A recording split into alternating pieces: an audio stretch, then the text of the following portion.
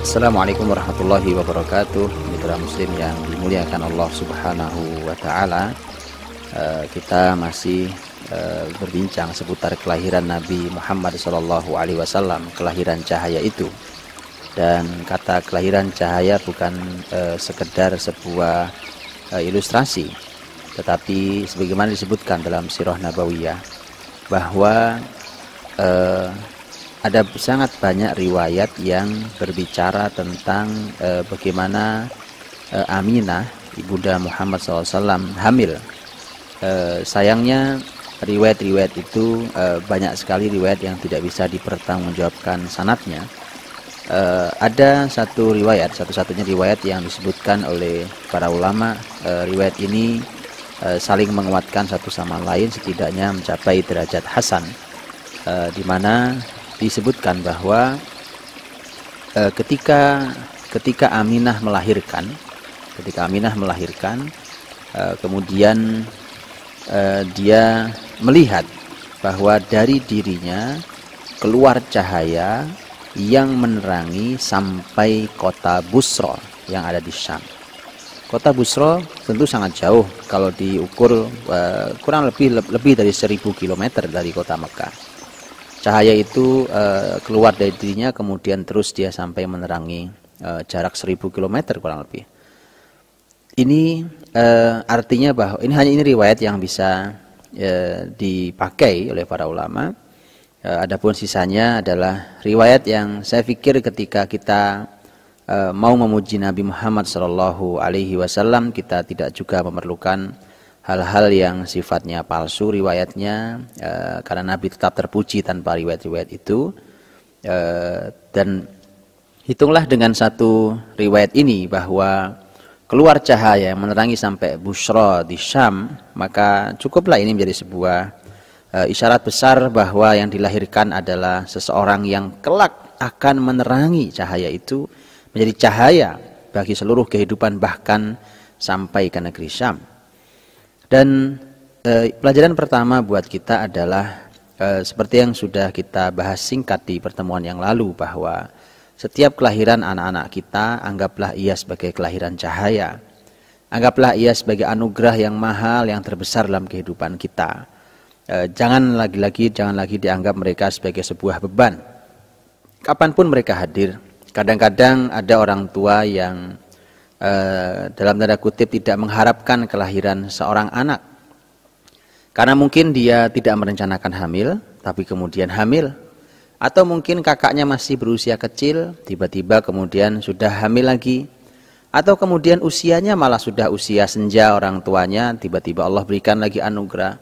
Tetap saja, mari ambil kalimat ini, bahwa orang-orang yang beriman tetap menganggap ketika ini adalah kehamilan anaknya, ketika kehamilan anaknya ada, maka kelahirannya harus dimaknai sebagai kelahiran cahaya, seperti kelahiran Rasul kita Muhammad SAW. Karena ada satu hal yang bisa jadi mungkin suatu hari kita akan malu, karena jangan-jangan dari sekian anak kita yang kita miliki, justru anak yang tidak diharapkan inilah yang kelak akan membanggakan kita di kemudian hari, di dunia atau bahkan di akhirat. Apa kita nanti tidak malu? Anak yang tidak diharapkan kelahirannya, ternyata justru dia anak yang paling membanggakan, paling mengangkat derajat dan nama kita sebagai orang tua. Maka terimalah, karena kita tidak pernah tahu takdir kemuliaannya. Dan selalulah berharap positif bahwa mereka lahir dengan membawa cahaya yang akan menerangi kehidupan kita di dunia hingga di akhirat nanti, juga menerangi umat yang lain, manusia ya, yang ada di muka bumi ini. Adapun Rasulullah Muhammad SAW, ketika cahaya itu sampai ke negeri Syam, dan subhanallah ternyata ketika Rasulullah SAW nanti wafat, beliau berdakwah, berjuang, kemudian wafat. Ketika beliau wafat beliau itu diiringi dengan beliau mengirimkan pasukan yang beliau buat dan dipimpin oleh Usamah bin Zaid radhiyallahu anhuma sebagai panglima termuda dalam sejarah Islam yang usianya baru 18 tahun kurang lebihnya. Itu berangkat, tetapi ketika baru sampai di sebuah tempat bernama Juruf, baru beberapa mil mendengar bahwa Rasul wafat. Kemana perginya? Ke negeri Syam. Dan ini adalah merupakan satu perjalanan pasukan yang boleh kita katakan sebagai sebuah perjalanan untuk membuka gerbang Syam. Itu artinya bahwa Rasulullah SAW ketika wafat, itu cahayanya sudah menjelang masuk, sudah mulai terlihat di negeri Syam. Karena ketika beliau wafat, seluruh jazirah Arab telah masuk Islam hingga ke negeri Yaman, di bagian selatannya dan di bagian utaranya berbatas dengan negeri Syam.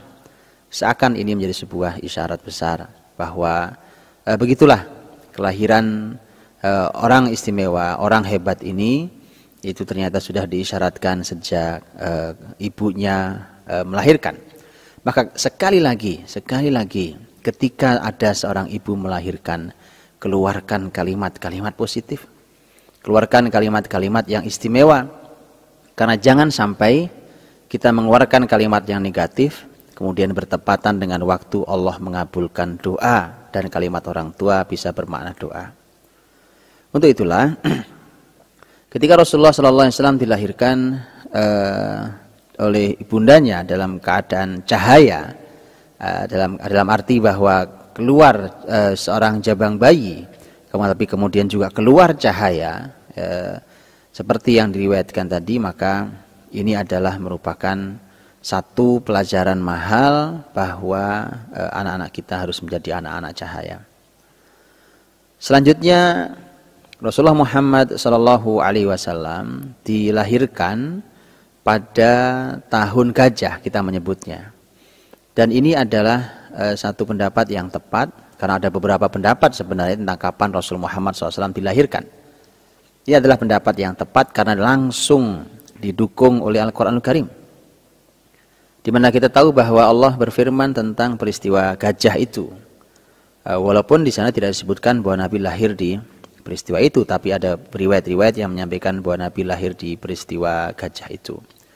Di mana kita tahu bahwa ada surat Al-Fil di dalam Al-Quranul Karim, surat gajah, yang berbicara tentang masalah rencana penyerangan pasukan Abrahah dari Yaman yang berencana menyerang atau menghancurkan Ka'bah, yang merupakan tempat yang didatangi oleh banyak orang dari berbagai tempat, dan tentu itu menguntungkan secara bisnis, karena di kepala seorang Abrahah yang ada adalah bagaimana Yaman menjadi ramai seramai kota Mekah dengan keberadaan Ka'bah itu. Sehingga ketika dia membangun gereja, dan sangat indah, jauh lebih indah daripada Ka'bah yang hanya tumpukan batu.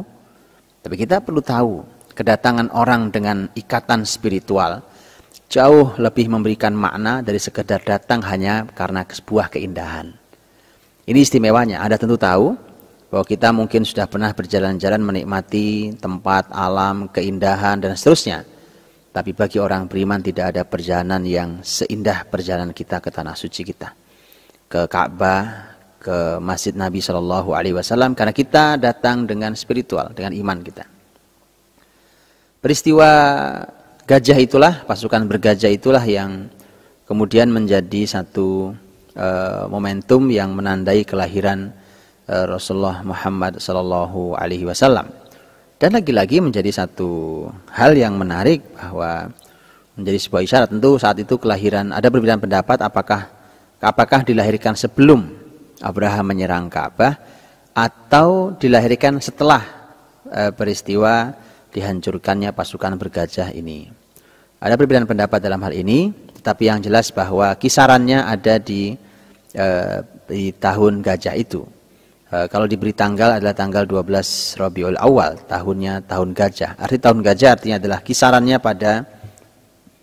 pada peristiwa penyerangan gajah, karena itu peristiwa besar di mana masyarakat Quraisy sendiri menyaksikan peristiwa yang sangat ajaib sebagaimana yang dikisahkan dalam surat Al-Fil.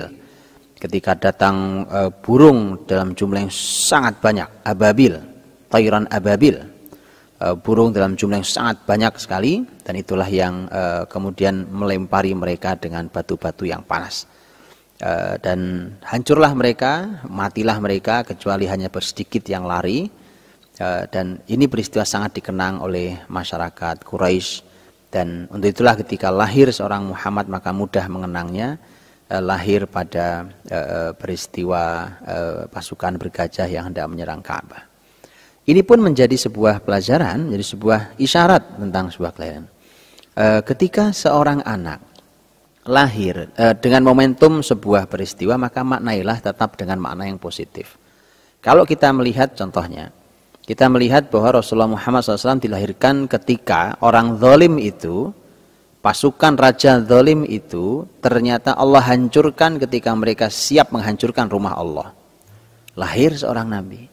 Allah ingin menegaskan bahwa ini Baitullah, ini ada rumah, adalah rumah Allah, adalah tempat ibadah orang-orang yang beriman, tidak boleh dihancurkan oleh tangan-tangan zalim. Bahkan ketika manusia sudah tidak mampu menjaganya, Allah sendiri yang menjaga rumahnya. Dan inilah yang dikatakan oleh Abdul Muttalib sang kakek, bahwa inna lil baiti rabban yahmi, bahwa adapun rumah ini, Ka'bah ini memiliki tempat memiliki Tuhan yang melindunginya. Dan ketika peristiwanya peristiwa yang positif kita melihatnya. Mungkin kalau kita melahirkan seorang anak dalam sebuah momentum yang buat kita spesial, dalam keadaan hati sedang baik, kemudian terjadi peristiwa yang juga menyenangkan, mungkin kita akan berpikir positif bahwa alhamdulillah anak saya lahir dalam keadaan sebuah momentum yang menarik. Saya ingin berikan satu contoh bahwa dalam sejarah Islam ada orang besar yang dilahirkan dalam sebuah momentum yang tidak nyaman. Sampai ketika anak ini dilahirkan, kemudian ayahnya sendiri yang berkata, kasihan kamu nak, lahir dalam keadaan yang seperti ini. Saat itu dia, sang ayah dan keluarganya sedang diuber-uber dan sedang diancam mati oleh sekelompok orang. Kemudian dia terpaksa harus berpindah meninggalkan kampung halamannya dan membawa anak itu pergi dari tempat kampung halamannya. Mendengarkan kalimat negatif itu segera dicegah oleh keluarganya yang lain. Dan bahkan yang keluar kalimatnya adalah, mengapa engkau katakan itu? Tidakkah engkau justru berharap bahwa kelak anakmu anak yang luar biasa, lahir dalam momentum ini, siapa tahu dialah pemimpin hebat. Dan benar. Dan silahkan baca, orang itu adalah orang besar yang kita semuanya mengenalnya sebagai seorang pahlawan yang hebat, yaitu Salahuddin Al-Ayyubi rahimallahu ta'ala. Orang besar yang dalam sejarah Islam kita kenal, dari kelahiran Irak, yang kemudian dia pergi nanti ke tempat di Suriah, yaitu di wilayah Halab. Itu artinya bahwa dalam momentum yang negatif sekalipun, yang mungkin kita jadi terbawa-bawa, ya, itu tidak diizinkan dalam Islam. Tetaplah berpikir sangat positif bahwa kelahiran mereka adalah kelahiran yang istimewa, kelahiran yang positif, apalagi ketika diiringi dengan peristiwa-peristiwa yang baik. Mudah-mudahan kita berharap bahwa Allah Subhanahu wa taala memberikan kebaikan juga.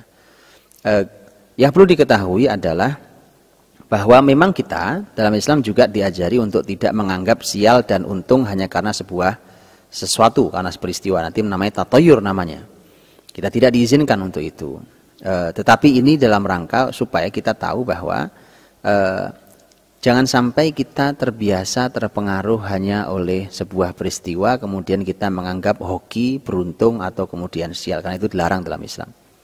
Saya hanya ingin menjelaskan bahwa apa yang kita bahas tentang Rasulullah Muhammad SAW dan Allah SWT melahirkan dalam sebuah peristiwa besar, yaitu momentum pasukan bergajah, di mana disitulah ditegaskan bahwa Ka'bah ini ada yang punya, bahwa Ka'bah ini milik Allah Subhanahu wa taala, dan kemudian dilahirkanlah nabi yang akan memuliakan Ka'bah, rumah Allah yang telah dikotori oleh orang-orang musyrik saat itu.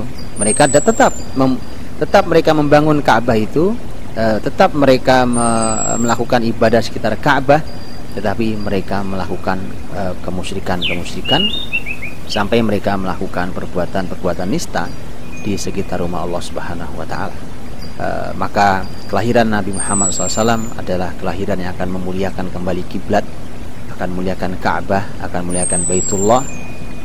Dan disinilah sekali lagi bahwa mari kita maknai kelahiran anak-anak kita sebagai kelahiran cahaya. Mudah-mudahan Anda bisa ambil hikmahnya. Fa'tabiru ya ulil absar. Ambillah pelajaran wahai orang-orang yang mau berfikir. Assalamualaikum warahmatullahi wabarakatuh.